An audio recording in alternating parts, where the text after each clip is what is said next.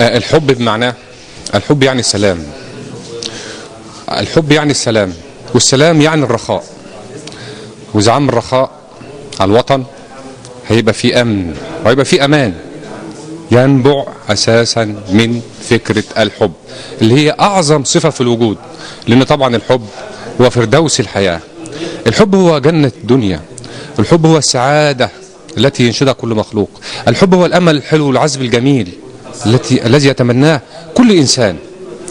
فإذا وصلنا لهذه المرحلة من الدرجة العالية والسمو للحب هنصل إلى الرحمة والمودة، ليس بين الأفراد ولكن بين الشعوب الوطن العربي.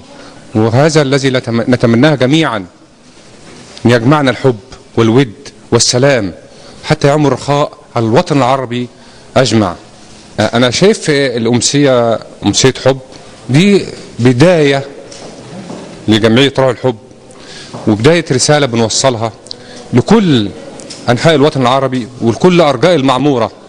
احنا عايزين ننشر الحب، ننشر السلام، تعم المودة بين الأفراد، تعم المودة بين الأفراد.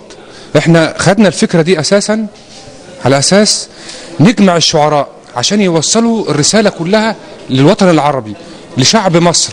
احنا عندنا برنامج جميل جدا هنعمله إن شاء الله، أولا بعد مؤتمر مصر الحب والسلام اللي هو برضو بترعاه جمعية روح الحب. المؤتمر دوت ماشي هيوصل رسالة على مستوى الوطن العربي، وهنبتدي بعدها فعاليات ماشي بتوصيات من الورش اللي هنعملها. هنلف المحافظات ماشي تحت رعاية وزارة الثقافة طبعا إن شاء الله. وعندنا أفكار كتير جدا، من أهمها احنا عايزين نرجع المسرح الشعري تاني اللي أنشأه أحمد بيه شوقي. طبعا المسرح ده خلاص يعني طمست معالمه، فاحنا عايزين نرجع المسرح الشعري تاني ماشي، ونكرم أحمد بيه شوقي شاعرنا العظيم رحمة الله عليه. طبعا دي فكرة كويسة جدا ان احنا يعني نجمع الشعراء المصريين والشعراء العرب تحت لواء الحب والسلام. ده اللي احنا بنتمناه.